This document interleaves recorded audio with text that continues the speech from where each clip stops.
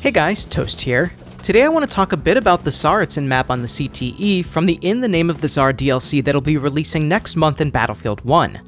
I've had the opportunity to play about 5 matches so far on the map, and while there are certain things that I do like about it, there are issues with the map that become apparent after only a few rounds that really need to be addressed in order for it to be a map that people actually want to play. The background footage is frankly not terribly exciting, mainly due to the exact issues that I'll be discussing in this video. In the spirit of being optimistic about what the map can be, I'd like to first mention a few things that I particularly like about the map, and then we'll move into the things that need work.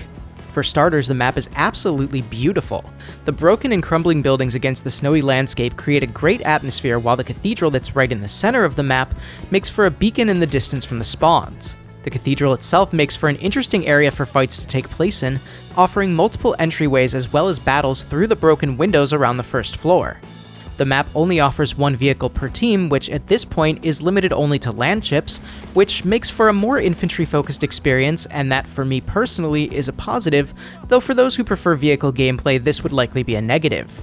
Now, despite those interesting and in my opinion positive aspects of the map, there's one glaring issue right from the start that I've encountered on literally every game I've played on the map so far, which is spawn trapping. Tsaritsyn is a 3-point map, which means that each team is guaranteed a capture point at the beginning, and the map was designed so that the vast majority of the fighting takes place in the center of the map around the cathedral. This in theory could be a good thing, however what I've seen play out so far is that the team that captures the cathedral ends up being able to push the other team out quickly enough to be able to create an inside versus outside battle. Because there's so much cover inside and so little cover outside, this means that the team stuck outside generally tends to die much quicker and in turn needs to respawn back at their only capture point. This gives the inside team time to move up and eventually pushes the fight back to the capture point next to the losing team's spawn point. Because the spawn point areas for both teams fall into a pretty narrow area directly behind the first capture points, this means that the team pushing in knows exactly where the losing team will be coming from and can easily trap them into their spawn while capturing the point. I've heard and read that one of the armies automatically has an advantage due to placement, however I've experienced this spawn trapping on both sides. Now this is an issue that should have been seen right out the gate and could have been avoided. It isn't as though we haven't experienced a similar issue already in Battlefield 1. As most of you recall, Suez was originally a 3-point map and in most games ended up with the losing team being pushed back into their spawn, very much like Tsaritsyn. Also similar to Tsaritsyn, Suez was a linear layout with limited flanking routes, and because of this, there was a constant front-on-front battle with few chances for people to get by this. Ultimately, DICE realized this issue with Suez and added 2 more points, though because these are also linear to the original points, spawn trapping still does happen just a little less frequently. The shame here with Tsaritsyn is that there's actually already spots where additional points could be placed to help spread things out a little bit. If you look at the map that I have on screen now, there are areas out in the snow to the north and south of the current Bravo point where additional capture points could be placed.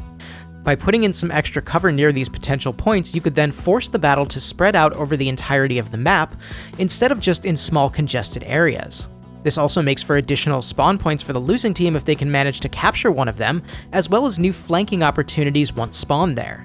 I don't think the map could really comfortably hold more than 4 or 5 points given its current size, but without extending it, more points could still be added to make the games more interesting and varied. Regardless of how DICE ends up doing this, it's evident that changes do need to be made. I think that the map actually has quite a bit of potential because it certainly is an interesting map to play on, but it'll quickly fall out of favor of the majority of players once they realize that the outcome tends to be pretty much the same in just about all games. I do hope that DICE takes note of this quickly so that we see some changes to this by the time that the DLC is released.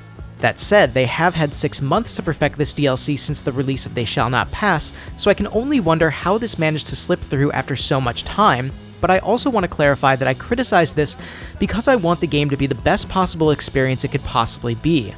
I've loved the Battlefield franchise for years, so I want to see it continue to improve, but gaffes like this can really only hurt their standing in the community.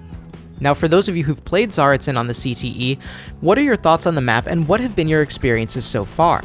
Do you think it's fine the way it is, or do you think that changes are needed? If you do think that there needs to be change, how would you go about doing so? Let me know in the comments. If you liked the video, please leave a like, and if you want to see more content, please subscribe. Thank you guys so much for watching. This is Toast, and I'll talk to you soon.